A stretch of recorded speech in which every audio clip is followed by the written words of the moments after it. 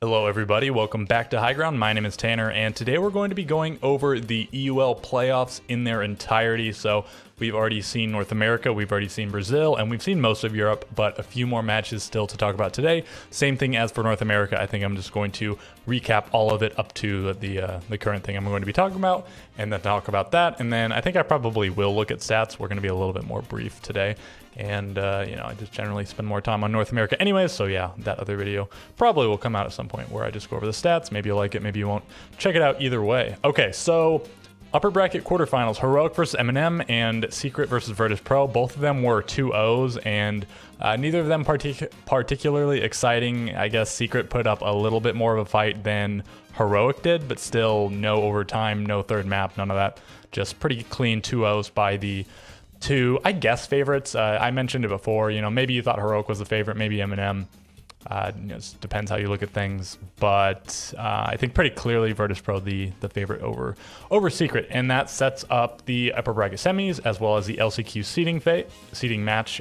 Secret versus Heroic. I think a little bit of an upset here, maybe based on the very limp performance that Heroic gave. You might have gave Secret a little bit more credit, but I don't think anybody thought that Secret was going to take it down in 2 maps, and I guess they were 2 overtimes, so Secret going back to their old ways of a lot of overtimes, and well, I mean, only half the games I guess they played here were overtimes, but anyways, both of them in this match. So Heroic, they fell a little bit flat. They're doing pretty well, sort of a newer roster, and well, it didn't work out that well. They're playing in the LCQ either way. Maybe they were just like not caring about this that much because it's just for seeding mostly, and maybe a little bit of money and whatnot. But yeah, Heroic get a knockdown, double eliminated, kind of.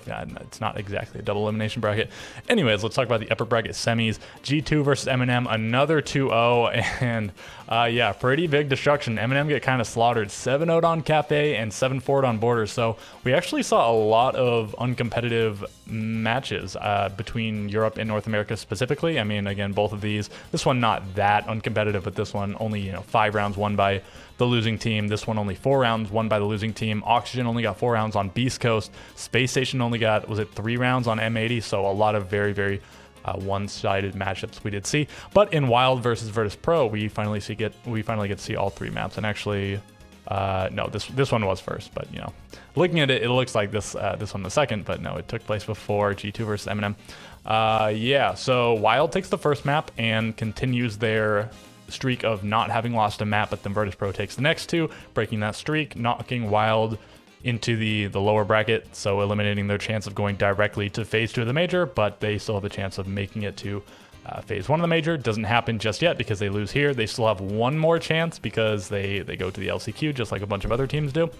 And yeah, a little bit awkward here. So they played up until the score was 3-2 in favor of Wild on the first map, and then I believe it was all of the UK or something, most of the UK lost internet access, and some members of M&M and Wild both are from the UK, as well as some players on like G2, so they didn't play their match as scheduled either, but this match was already in progress, and so they decided that because Wild was up 3-2, they were up 1 round, they awarded Wild the entire map, so they gave them 7-2. So, I mean, I guess maybe it's in the rulebook, but M&M literally had no power over it whatsoever.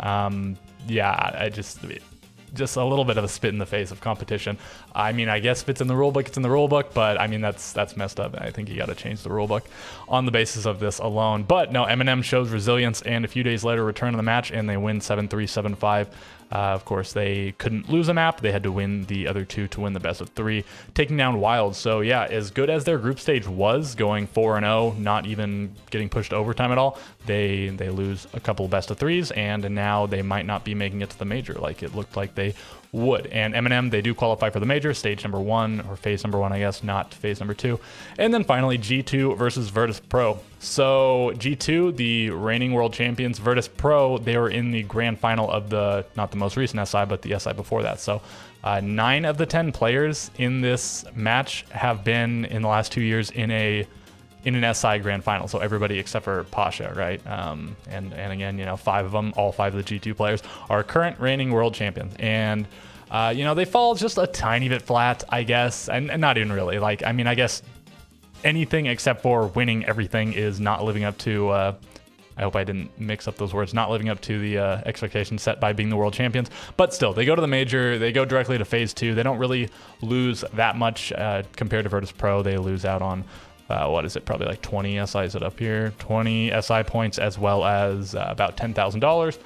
But, and I guess not even as punishing as like NA, which was $32,000. But anyways, yeah, they were still playing for quite a bit of money. They were playing for SI points, and they were playing for, again, they keep saying the seed. I'm still not completely sure if the seed matters at all, but certainly, you know, the money and the points do. So yeah, Virtus Pro, they take it down 2-1.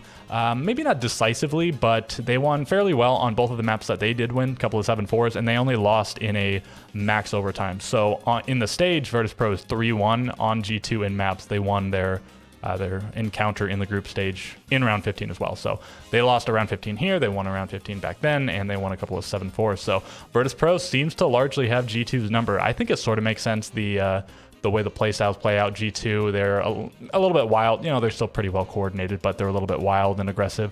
And Virtus Pro are pretty good at punishing that. Maybe some variations of that might punish Virtus Pro conversely, but you know, I think Virtus Pro is just really sturdy and ready to punish those sort of plays. They are very, very well coordinated, is one thing that many people would say about them.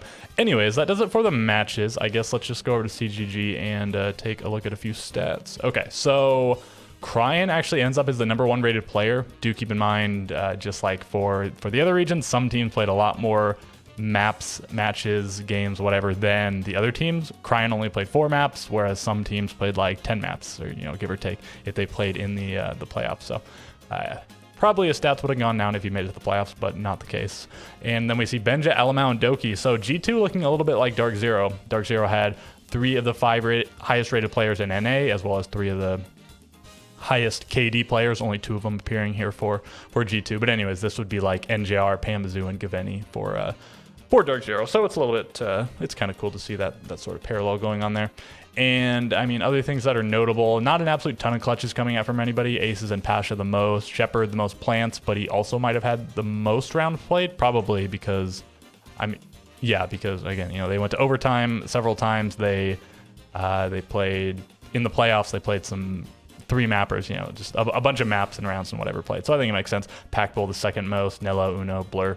And I don't think anything else really stands out except for Cryan's cost. Like, look at that disparity. I don't know if I've ever seen that big of a gap in cost. Like, sometimes you see one player, their rating is colossal, their KD or something, or entry, but cost, I don't think I've seen more than just like a few percentage points difference. 12% between first and second is insane. Cryan was having massive impact, but unfortunately his team just wasn't backing him up. His team didn't do that well, and we'll see. You know, again, they have LCQ to play as well. But anyways, we'll look at the full stats here, and I'll just sort of scroll through them. And the thing I'm most interested in, of course, is the team stats. 3 M&M players all right next to each other, but notably uses Solotov and not Tyrant. It's actually Nafe up here, and Tyrant actually even below Nello, right? Yeah, Tyrant not having the best stage. I guess not going especially negative or anything, but by far by a significant margin, the lowest rated player on his team, which is pretty rare. It's usually him, Solotov, and uses the big 3 on the team. Anyways, continuing to scroll down, notice some stuff. Some Wolves players sort of clustered here. P4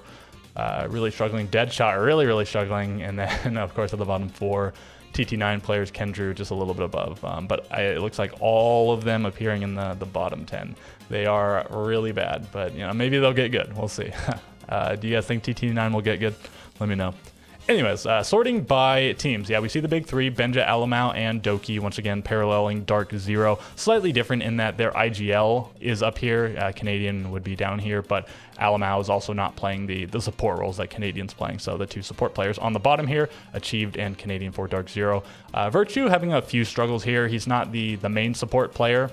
And I guess the plants really are what is bringing up Blur's rating, but usually you don't want to be that far below your main hard breach player and planter. But I mean, whatever, you know, second place is still very fine as long as they do well at the major. I'm sure that's all they'll really care about. Everybody on Virtus Pro doing pretty well, except for Shepard, you know, struggling a bit in the kill department, but still the main planter, not only for the team, but for the league. Joystick really bossed up. He was like the 4th rated player or something like that on the team going into the playoffs, and then he almost passes Dan, whose stats were really, really good. 3 of his 4 group stage games, I believe, were very good, and then one of them he didn't do as good, but his stats were quite excellent. brought down to earth a little bit in the playoffs, and Joystick was the big performer for them there. Dan still with the best kill stats, and then getting into a ton of entry engagements and whatnot. On M&M, again, pretty tightly clustered, especially the top 3 players really close, and then Nello and even Tyrant not that far below. So good showing from them. Again, one of the 3 teams that has qualified for the major thus far. Wild, their stats really brought down to earth. Aces, I think, and Packbull were the top 2 rated players, and then Jags had quite a good performance in the playoffs, managing to take the #1 spot. And Packbull really falling, because he was at like 1 point. I think he was above 1.1. Falling all the way down here. And this makes more sense where you'd expect their, Breach Planter to be, and then Hungry at the bottom here. So yeah, Wild, they definitely had a pretty big fall off. Again, they were 4-0, no overtimes or anything, dominated in the group stage, and then lost a couple of best of 3s, putting them in their current situation. Secret did make it out of their group, but then, well, they, made, I guess, 5th place of the playoffs. They outplaced Heroic by defeating them in their matchup. Savage, the best player on the team, and then it's all a pretty similar drop between players, down by 0.1, down by 0.9, 0.6, 0.13. So it's a pretty clear hierarchy on the team in terms of the stats. And then on Heroic, top to bottom, not that far apart. Nobody doing especially well, I suppose. Kayak and Joom, the two big fraggers, but again, +7, +2, not big fragging numbers by any means. I think Skitty probably the weakest linked, notably.